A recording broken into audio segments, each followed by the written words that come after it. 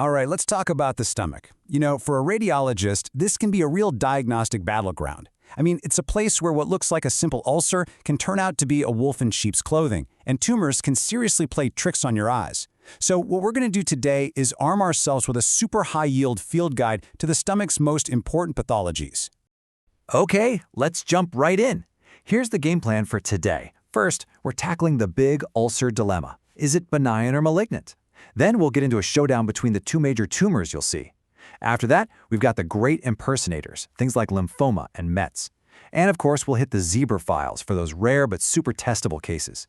And to wrap it all up, we'll lock it all in with some high-yield mnemonics you've got to know. First up is maybe the most fundamental question you face when you see a hole in that stomach lining. Are we looking at a simple benign ulcer, or is this the subtle beginning of a malignancy? Honestly, getting this right is everything. So how do you tell the difference? Well, it really comes down to a few key visual clues. And this isn't just some academic exercise, right? This is about separating a totally manageable condition from a life-threatening one. So let's break down the signs. Okay, this table right here, this is basically our diagnostic playbook. You got to notice the pattern. Benign ulcers, they punch outward. They project beyond the expected stomach wall.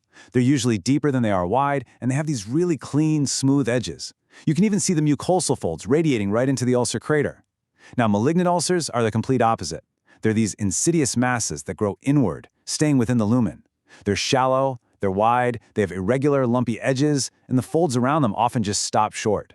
And the Ant Minis, those signs you recognize instantly, are huge. A thin, smooth Hampton's line screams benign, while that convex, lens-shaped Carmen Meniscus sign, that's a classic tell for malignancy. So why does this matter so much? I mean, really, why are we hammering this home? Because while the vast majority of gastric ulcers are benign, about 5% of them are malignant. Now, 5% might not sound like a huge number, but you absolutely cannot afford to miss it. Knowing those signs is your safety net. And here is a classic exam trap. Confusing gastric ulcers with duodenal ulcers. They are totally different beasts. Gastric ulcers are all about a weak stomach lining, and they have that 5% cancer risk we just talked about. Duodenal ulcers, that's about too much acid. They're way more common, and for the purposes of your exams, just remember they are never cancer. Oh, and if you see multiple duodenal ulcers, the buzzword you need to think of is Zollinger-Ellison syndrome. So that leads us perfectly from ulcers that might be cancer to the two main types of confirmed cancer you're going to find in the stomach. So let's meet the big players, GIST and adenocarcinoma. And as you'll see, they look and behave very differently. You know, the visual difference here is often night and day. A GIST, or gastrointestinal stromal tumor, is typically this smooth, well-defined mass that grows outward, pushing away from the stomach. You can almost think of it as a well-behaved outsider. Adenocarcinoma is the opposite. It's an ugly, infiltrating mass that's growing on the inside with this asymmetric nodular wall thickening. This is just a chaotic insider. So when you see a GIST, a few key facts should just pop right into your head. It's the most common mesenchymal tumor of the GI tract. That means it comes from connective tissue, not the lining. This is usually a disease of older patients. Size is absolutely critical for predicting its behavior. If it's over 5 centimeters and has ulceration, you're leaning towards malignancy. And here's a key pearl. GIST classically do not involve lymph nodes. If they spread, they're going to the liver. And you should always keep those genetic associations like NF1 and Carney's Triad in your back pocket. Now, let's contrast that with adenocarcinoma, which is by far the most common gastric tumor. Again, think of an elderly patient. The single biggest risk factor to remember here is chronic H. pylori infection. That inflammation it causes can lead to cancer down the road. These tumors are also notorious for causing obstruction, especially when they're in the antrum. And you also want to look for a history of things like pernicious anemia or prior gastric surgery. All that scarring and the altered environment can be a setup for what we call a stump cancer years later. Okay, so just when you think you've got the main players all figured out, in come the great impersonators. These are pathologies that can look just like primary tumors, and they create some real diagnostic puzzles. Let's unmask them. First up, we've got gastric lymphoma.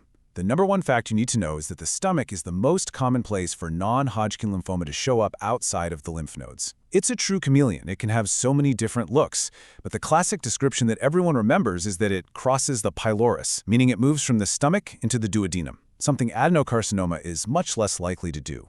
And here it is. This is the absolute money-shot clinical pearl for lymphoma. Even when the tumor is massive, even when the stomach wall is incredibly thick, it very rarely causes a blockage. See, the tumor infiltrates the wall, but it keeps it kind of pliable. Adenocarcinoma, on the other hand, creates a rigid mass that obstructs. This single negative finding can be your biggest clue. It's huge. Speaking of diffuse infiltration, you have to know about linitis plastica.